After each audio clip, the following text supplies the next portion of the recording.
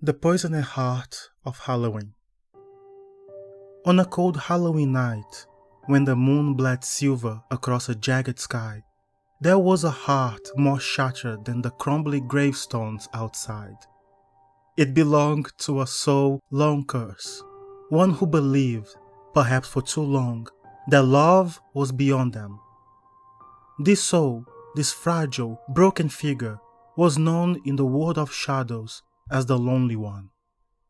And in that chest posed a poisoned heart, blackened by betrayal and despair. It all began with an accusation, sharp as a dagger.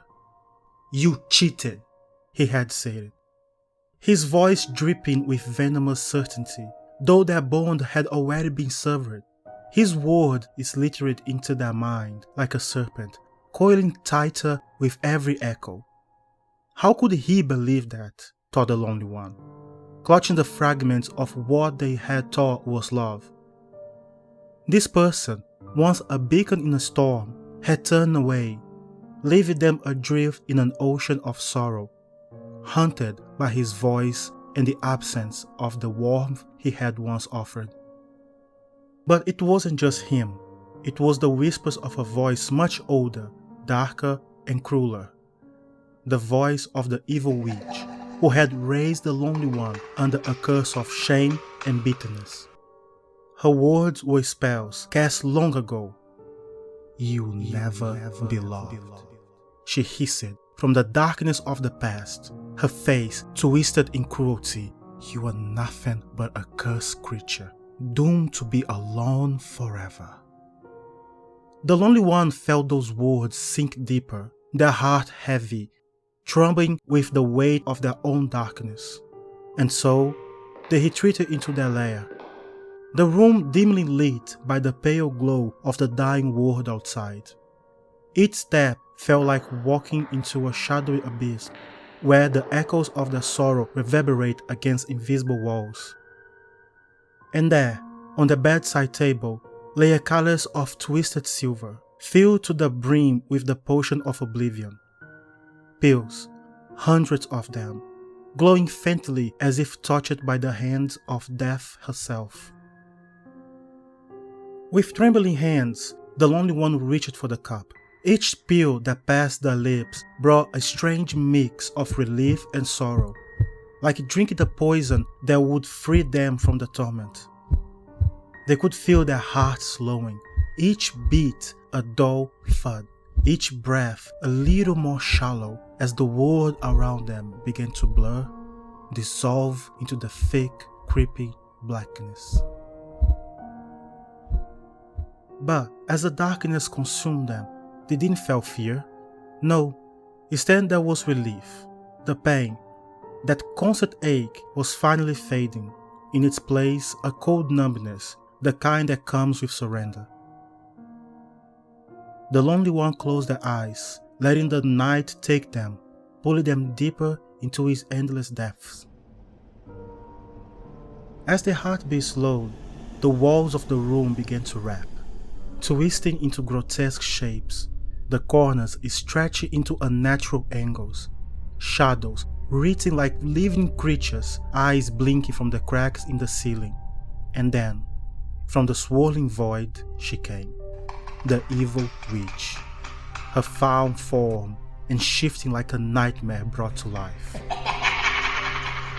She twirled above them, her skin a cracked ashen grey, leaking black tar that dripped and pulled at her feet. Her eyes were hollow, pits of endless darkness, and her mouth twisted into a sickening grin that stretched impossibly wide, splitting her face in two. Her nails, long and razor-sharp, scraped the floor as she approached, each step echoing with the crackling sound of breaking bones. "Did you really think you could escape me?" the witch hissed, her voice low and guttural, as if it came from beneath the earth itself. "You fool! There is no freedom for the likes of you." The Lonely One tried to speak, but their mouth was sewn shut, invisible threads binding their lips together. Their body felt heavy, as though it was sinking into the bed, the mattress turning into a swamp of black ooze that threatened to swallow them whole. The witch leaned closer, her breath rancid like rotting meat. "You are mine," she whispered, her voice a jagged blade cutting through the fragile hope in the lonely one's chest. "You always have been.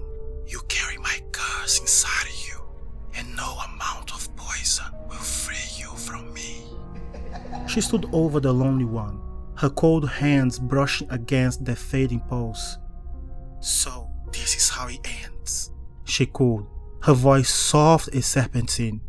"You were always weak, weren't you? Just like I told you. There is no place for you here. No place for you anywhere."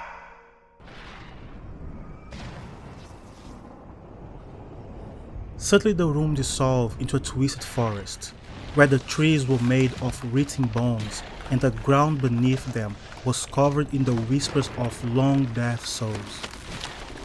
The witch stood at the center of it all, her form growing larger, more monstrous, her limbs elongated unnaturally, twisting and contorting until she loomed over the forest like a creature of the abyss. The sky above was a swirling vortex of red and black, with flashes of lightning that illuminated the witch's bizarre form in brief, terrifying bursts.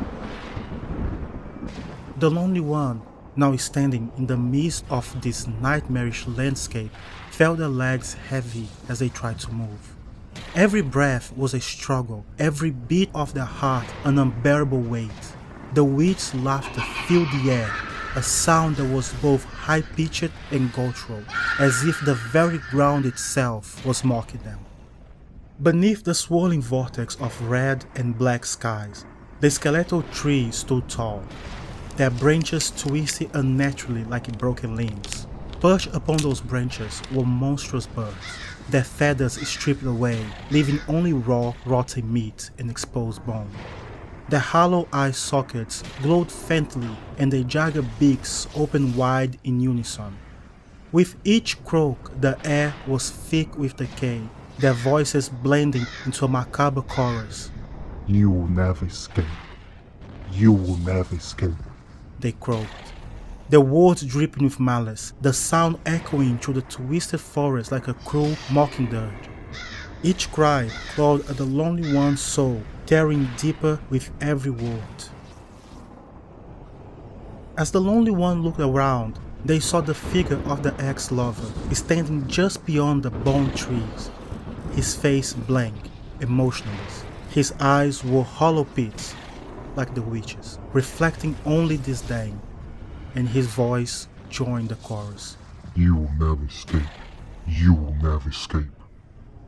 The ground beneath the lonely one cracked, opened up into a gaping abyss.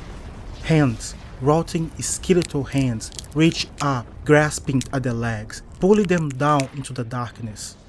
They screamed, but no sound came from their lips. They clawed at the ground, but it crumbled beneath their fingers.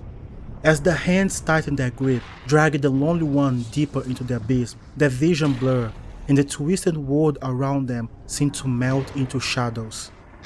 Panic clawed at the chest, but in the depths of their mind, something rebelled. This cannot be real, they thought. I won't let her take me again. The witch's mocking voice echoed in their skull, but the lonely one refused to surrender.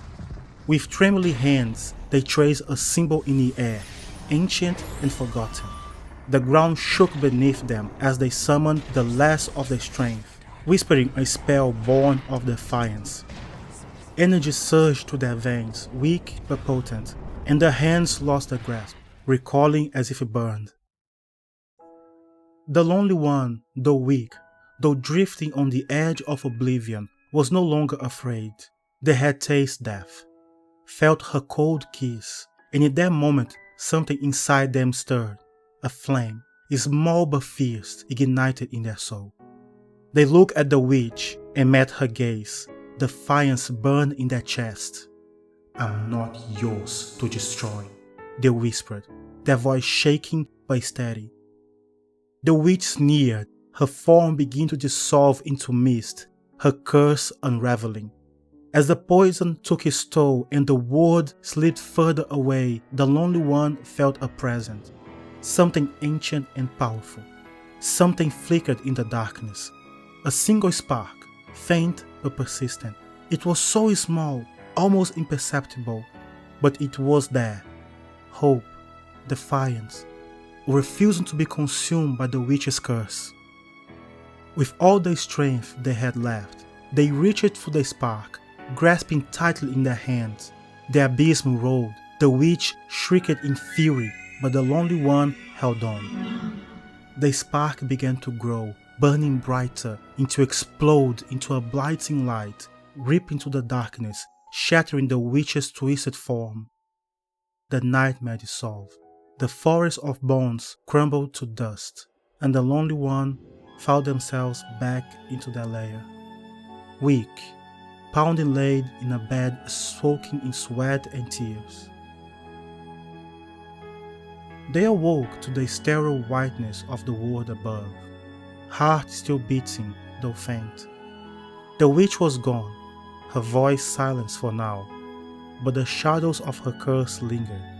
The world once again was heavy and grey, but the lonely one knew that they had survived the darkest night of their soul. For now, they walked the line between life and death, knowing that though the witch may return, they had tasted defiance. And in the flickering candlelight of Halloween, they vowed to keep fighting, for even in the darkest of nights, there is always a spark that refuses to be extinguished.